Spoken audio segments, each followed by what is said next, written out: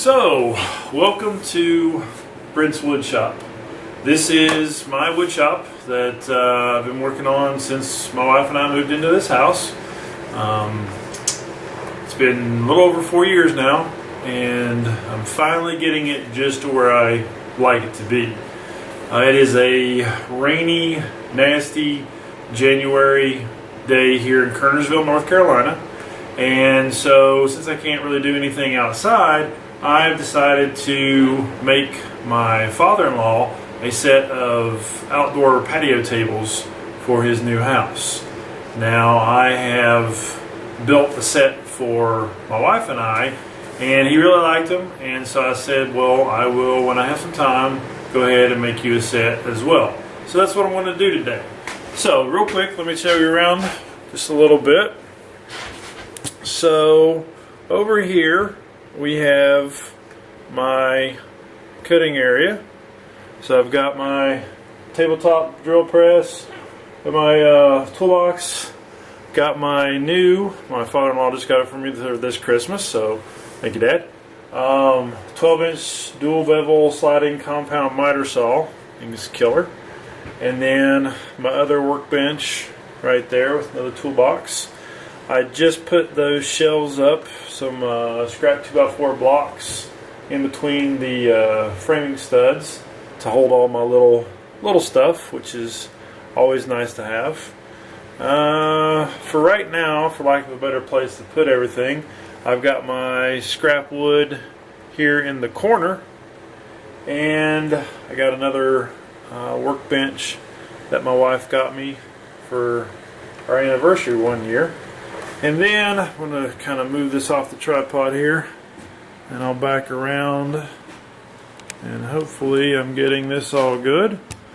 Yep, so there's the workbench, and this is my latest workshop creation. Is another workbench, but you can see I incorporated my table saw into the workbench.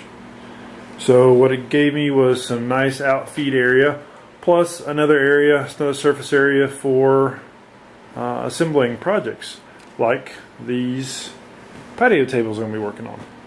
And I've got some more storage under there.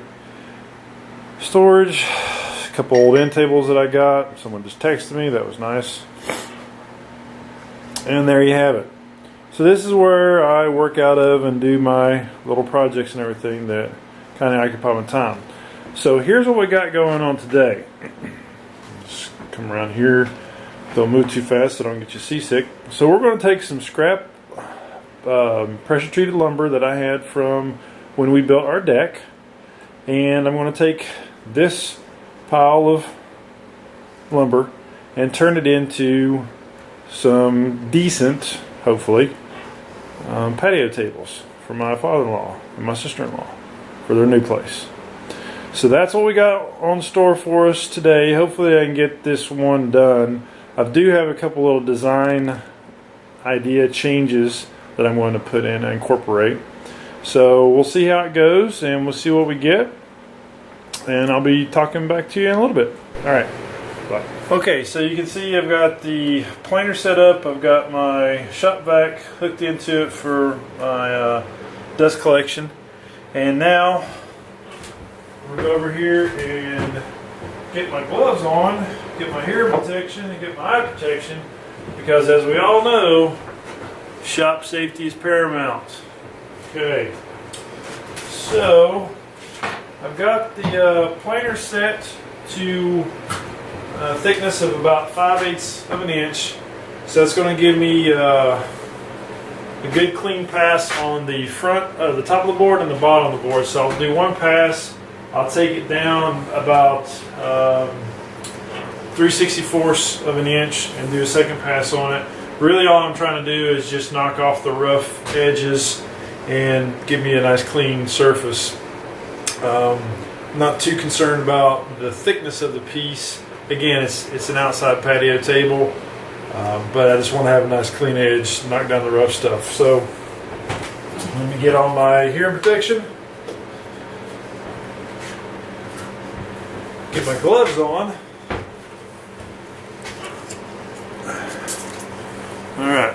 eyes, ears, gloves.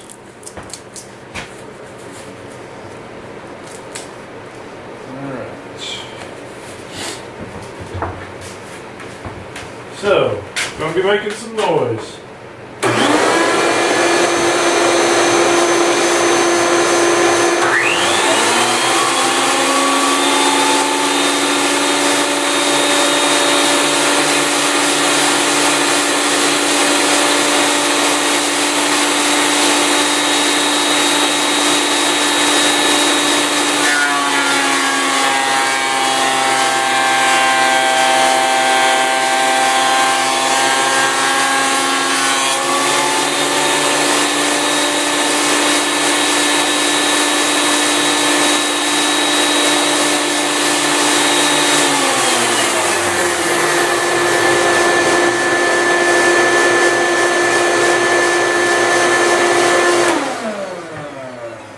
Well, that happens sometimes.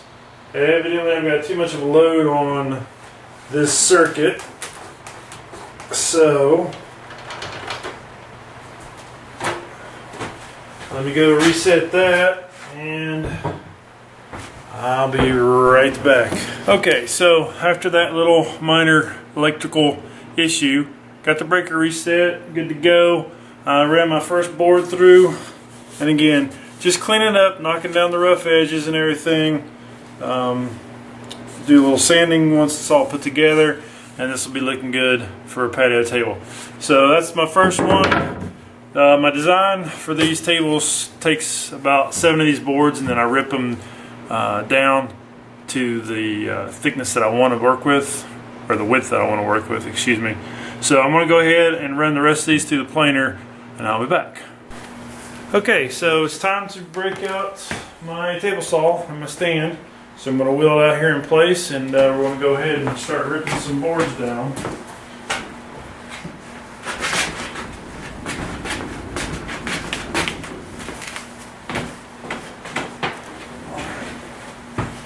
Like I said, this is one of my latest builds. I had just a regular old Ryobi table saw stand on a metal stand, and it was fine, no problems. But I wanted to have some additional workspace.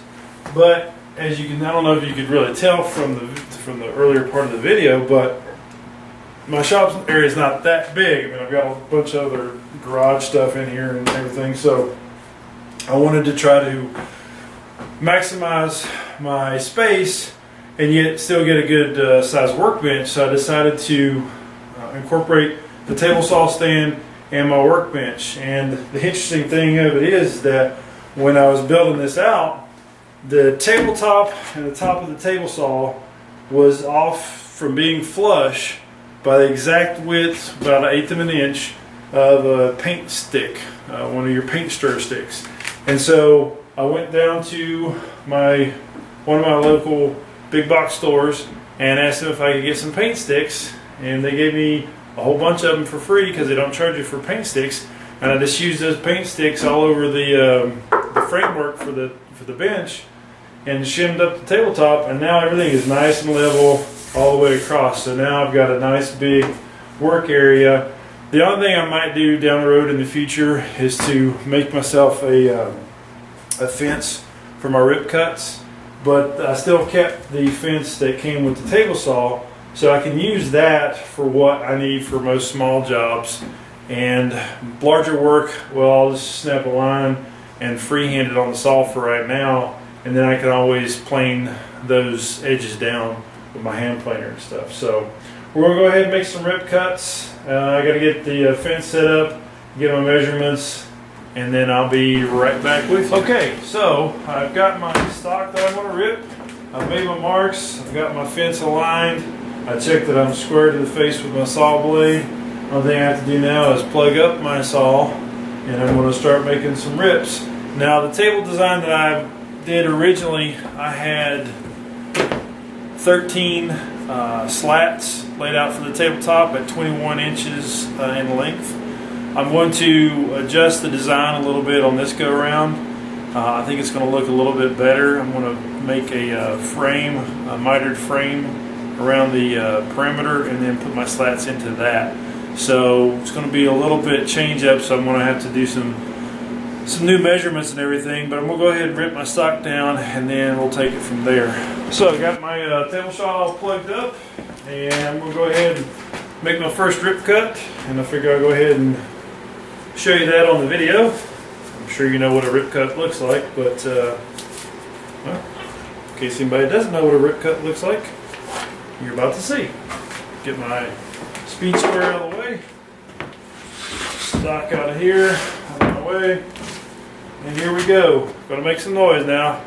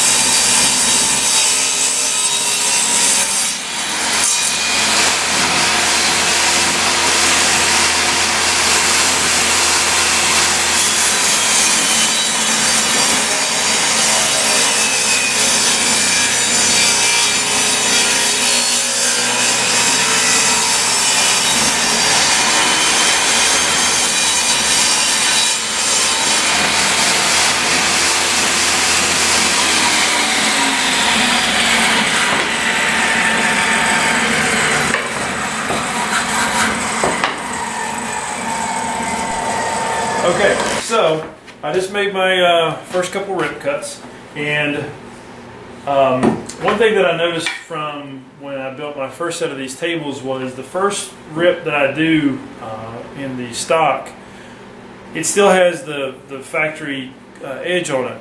So I don't use this as a slat. I use this for some support bracing for the legs.